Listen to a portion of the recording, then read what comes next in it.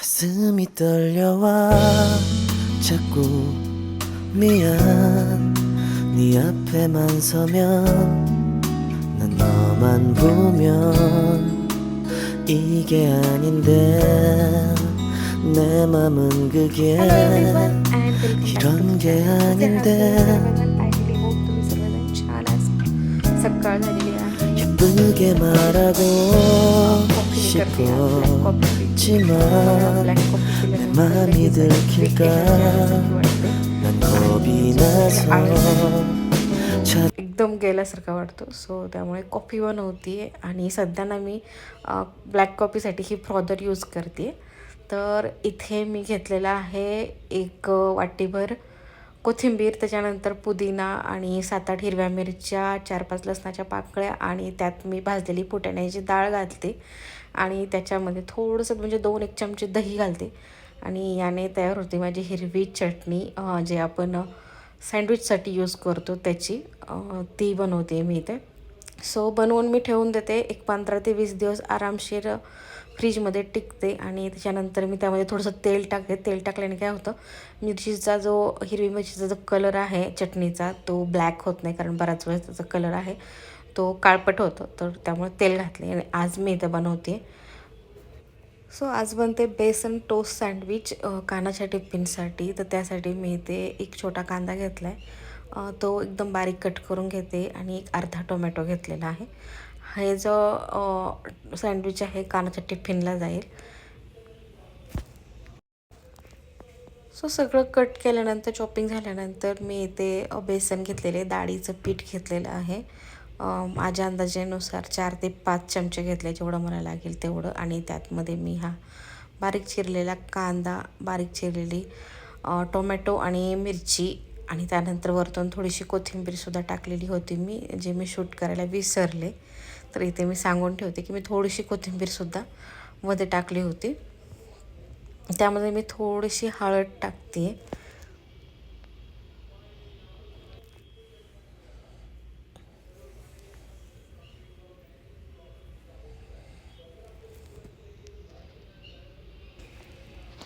त्यानंतर मी अर्धा चमचा चाट मसाला टाकले आणि थोडीशी धना पावडर टाकलेली आहे आणि यामध्ये मी जवळजवळ 1 चमचा दही ॲड केलं आहे आणि हे जे मिक्सचर आहे हे व्यवस्थित मी मिसळून घेते. अजिबात मध्ये गाठी होऊ नये म्हणून छानपैकी याला मिक्स करून घ्यायचं चमच्याने. तर या मिश्रणाची कन्सिस्टन्सी जास्त घट्ट आणि जास्त पातळसुद्धा नसायला पाहिजे. घट्ट केलं झालं तर मग जे पीठ आहे ते कच्चं राहतं आणि पातळ झालं तर ते ब्रेडला व्यवस्थित चिटकणार नाही आणि युजली काय होईल की सँडविच छान लागणार नाही. इथे मी तवा तापवून घेतलेला आहे चांगला आणि त्याच्यावरती मी तेल ॲड केलं आहे. ब्रेडमध्ये या मिश्रणामध्ये मिसळून घेऊन आणि त्यानंतर असं तव्यावरती ठेवून दिलेलं आहे.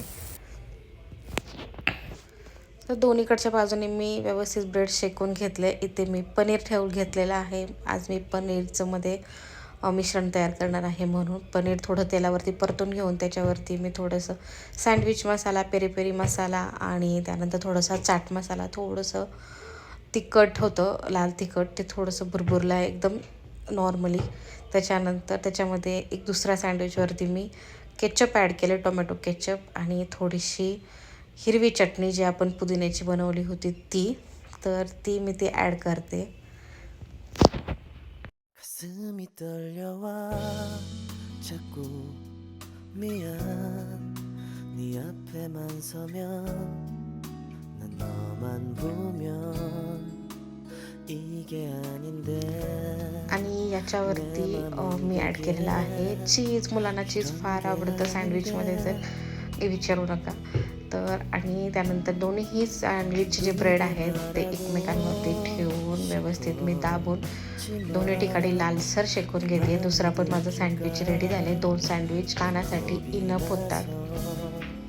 차라리 들켜서 내 맘을 네가 알아챘어야 해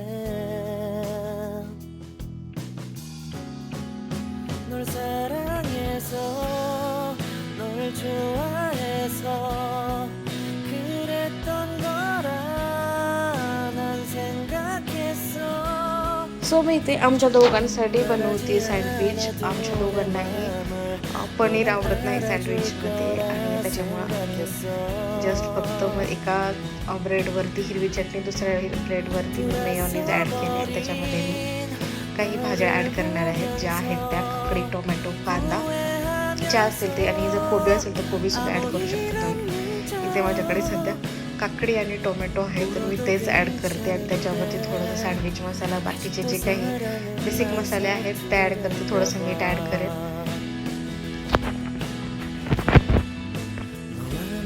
सो हा नाश्ता आमच्या दोघांसाठी होऊन जाईल. हे सँडविच मी मध्ये कट करून घेते चारी साईडने, जेणेकरून खायला इझी पडेल आपल्याला. आणि इथे मी कानाचा टिफिन भरते सध्या. तर हे आहे सँडविच, दिसायला सुद्धा छान दिसतंय, एकदम टेम्पटिंग. कानाचा टिफिन भरून झाला आहे माझा. वरतून थोडेसे काजू आणि मनुके दिलेत वरती, थोडंसं काहीतरी गोड असं राहील म्हणून.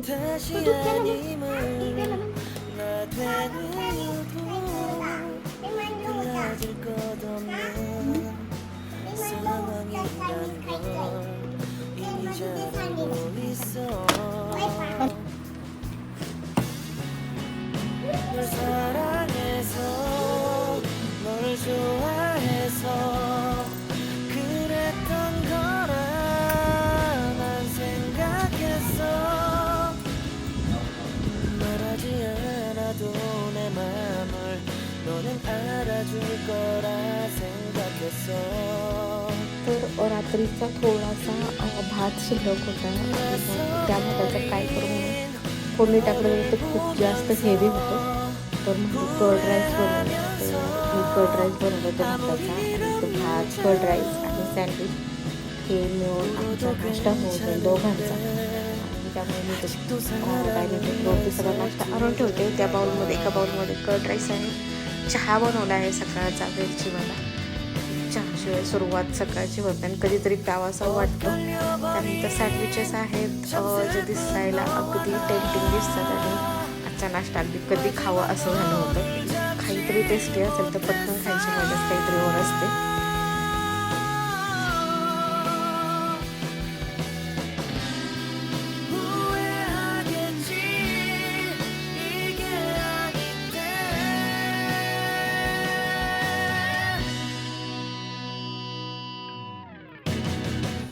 सो नाश्ता झाल्यानंतर थोडंसं व्हिडिओ रिलेटेड काम होतं माझं, थोडीशी एडिटिंग होती, बाकीचं थोडंसं काम होतं ते मी करत बसली होते. आणि स्वप्नील जे आहे ते ऑफिसला चाललेले आहे, त्यांचा टिफिन रेडी करून ठेवला आहे. तर आता वाजलेले आहेत 9, 9:15 झालेले आहेत.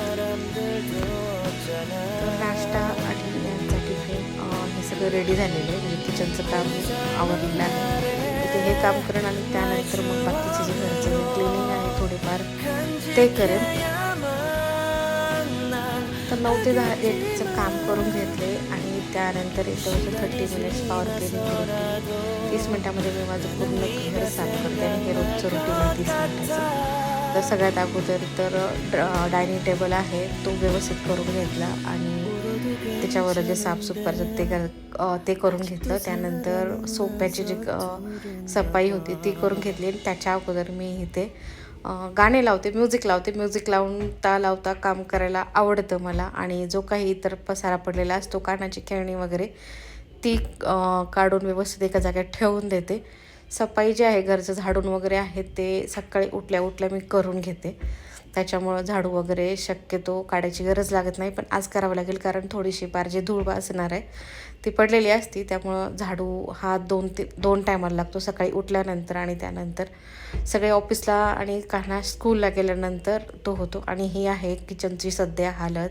नाश्ता, दुपारचं जेवण आणि त्यानंतर यांचा टिफिन, कानाचा टिफिन, हे सगळं केल्यानंतर अख्खं पूर्ण जे ओटा आहे ना तो पूर्ण भरलेला आहे. तुम्ही बघू शकता सगळीकडे तो पसारा पडलेला आहे. इथे अगोदर पेपर टॉवेल घेतले, पेपर टॉवेल थोडंसं ओलं करून ज्या काही भरण्या काढलेल्या होत्या मी, जसे की धना पावडरच्या होत्या, त्यानंतर सँडविच मसाला, मेयोनीज वगैरे, त्या सगळ्या पुसून मग मी ठेवून देते. असंच ठेवलं तर काय होतं, घाई गडबडीमध्ये आपण तेलाचे हात लावलेले असतात, बऱ्याच वेळेस हात खरकटे असतात, आपण तसेच लावून ठेवतो आणि तसेच ठेवले तर मग घाणावर घाण बसून जाते आणि मग त्यानंतर महिन्याची जेव्हा आपण क्लिनिंग करतो ते खूप लवकर घाण होतं. त्यामुळं शक्यतो ज्या काही भरण्या काढलेल्या आहेत ते मी प्रत्येक वेळेस प्रत्येक स्वयंपाकाच्या नंतर पुसून ठेवणं प्रेफर करते. तर सगळ्या गोष्टी जिकडं तिथं ठेवून दिली देते.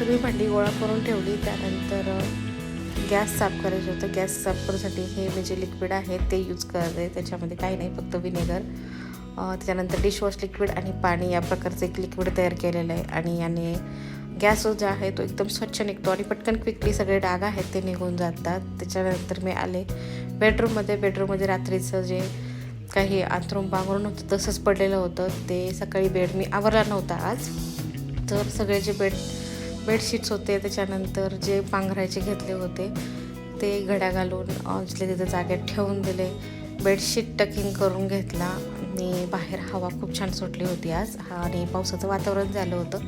हा जो ब्रश दिसतो ना, हा ब्रश खूप कामाचा आहे. मी काहीतरी 300 का 400 रुपयेमध्ये ॲमेझॉनवरती घेतलेला होता. अगदी सगळं एकदम इझिली क्लीन होऊन जातं. आणि सध्या बाहेरचं वातावरण तुम्ही बघू शकता, इतकी छान हवा सुटली होती. आभाळ आलेलं होतं, कधीही पाऊस पडायची शक्यता होती.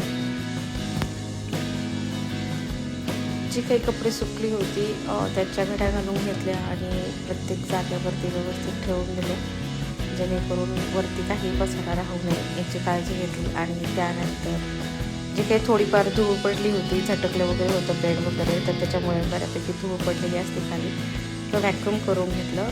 कारण व्हॅक्यूमने अगदी बारीकशी बारीक धूळ आहे ती निघून जाते.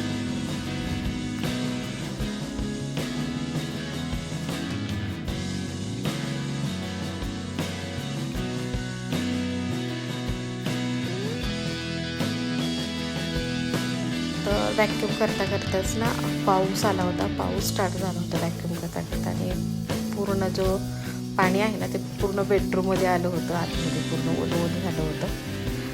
पाऊस अगदी जोरात चालू होता इथे.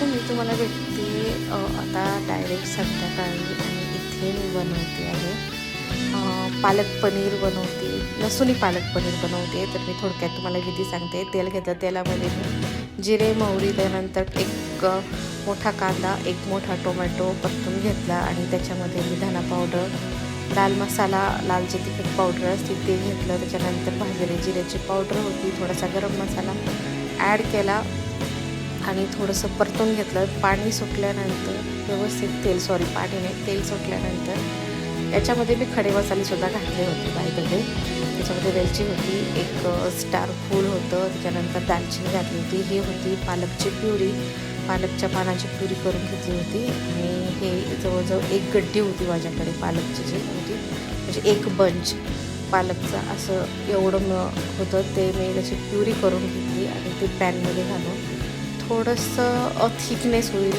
असं परतून घेऊन वरती झाकण घेऊन परतून घेतलं. आणि त्याच्यामध्ये मी थोडेसे पनीर घालेन. पण पनीर घालताना मी ते पनीर क्रश करून घालणार आहे आणि त्याच्यानंतर वरतून मी खूप साऱ्या लसणाची फोडणी देईल, कारण हा लसूणी पालक पनीर आहे आणि हा मी एकदा धाब्यावरती खाल्ला होता, उत्कृष्ट लागला होता. त्यावेळेस इतकं छान आवडलं होतं. मग त्यावेळेसपासून मी हे जे रेसिपी आहे ते करते. तर ठीक आहे, मी आता इथेच हा व्हिडिओ स्टॉप करते. परत भेटूया अशा एका नवीन व्हिडिओमध्ये. तोपर्यंत बाय.